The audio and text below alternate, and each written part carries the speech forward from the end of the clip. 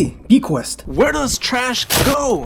Well, first, we need to define what trash even is. Literally, objectively, because one person's trash is another person's treasure. Even money is trash to some people. Take this wild fact. The US government once took 200 million of cold hard cash and set it on fire in the sugarcane mills of Hawaii. After Pearl Harbor, the US feared Japan would invade Hawaii and seize the 200 million of cash circulating the islands. So, their solution? Reprint all the cash and stamp Hawaii on it. That way, if Japan took it, we'd easily identify the stolen money and just invalidate it. And the old cash? Too risky to ship back to the mainland. Hawaii is the most isolated population center on Earth, 2,400 miles from the nearest landmass. So, they burned the cash. Luckily, paper money is mostly cotton and linen, so it's mostly safe and easy to burn. But most trash is not, which is why the US only burns 12% of the 292 million tons of MSW produced each year, the fancy government name for trash. But what is trash officially?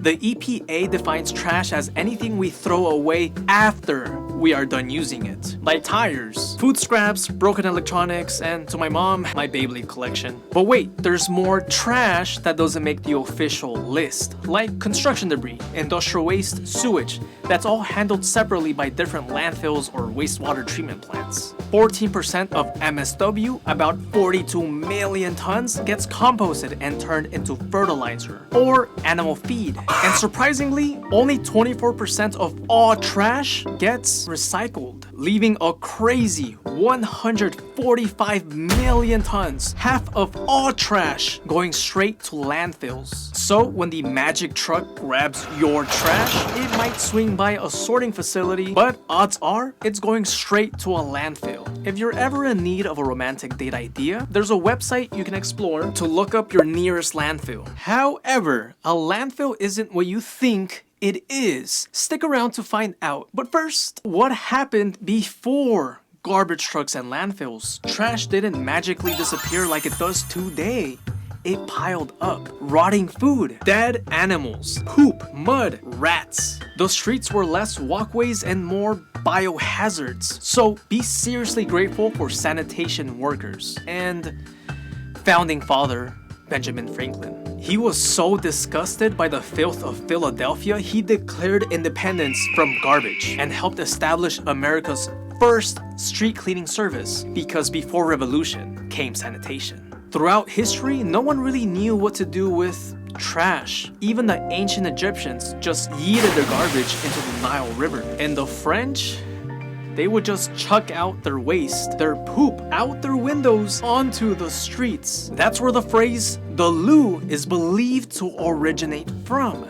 Derived from Gardyloo, meaning watch out for the water. But we really should watch out for the water, because out on the ocean, there's something called the Great Pacific Garbage Patch. A massive trash mass spread out over an area twice the size of Texas, or thrice the size of France. It sits in the subtropical convergence zone, a massive oceanic gyre that traps trash. But the problem isn't just that it's trash, no, it's what it's made out of. Plastic. Food wrappers, water bottles, takeaway food containers, objects made to last centuries. And guess what?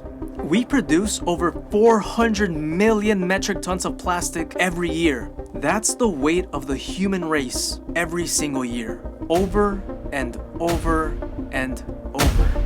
And if nothing changes, by 2050, there will be more plastic than fish in the ocean by weight.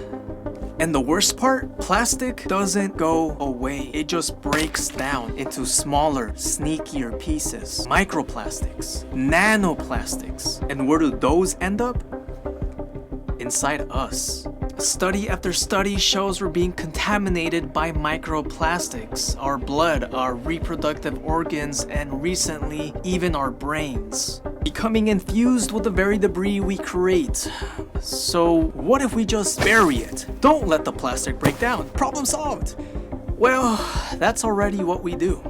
landfills are engineered tombs. They're built with layers, compacted clay, thick plastic liners, drainage systems, all engineered to protect the environment from trash. Once plastic ends up here, it can't photodegrade. There's no sunlight underground. It's buried, sealed away, which means plastic could sit there unchanged for thousands of years. But what happens when landfills get land full? Well, one, that takes a while, like hundreds of years. Every day, trash is spread evenly, compacted and covered. Once a landfill is full, the entire site is sealed up, and sometimes we build on top of it. Some become parks. Others fully develop parts of cities. New York City. Many parts of this iconic city, famous for its skyline and style, are actually built on top of trash. Like Battery Park. Check out this surreal photo. That's Battery Park. Twin Towers, a couple sunbathing on what looks like a beach. Except it's a sealed landfill. Wild, right? But New York isn't just known for its skyscrapers or rich history. No,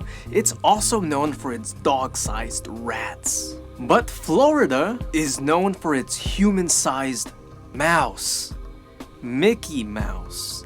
At Disney parks, there's a rule, the 30-foot rule. Trash cans must be placed no more than 30 feet apart. Why? Because Disney discovered that people will only carry garbage for 30 steps before just dropping it. Once it's out of sight, it's out of mind. If you feel outraged by people like this, I'm with you. I mean, come on, right? But isn't that how most of us are? Every day we toss our trash into the bin without giving it a second thought. We mentally disconnect from our waste. We don't think about the impacts, what it damages, who it affects, or how long it'll last. Our brain doesn't connect the dots. It doesn't process the consequences. The signal is there, but it doesn't reach us. It's just noise. But you can always change the channel. We can't keep throwing away things and pretending they disappear.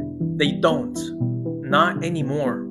In nature, nothing truly vanishes. Nothing is trash.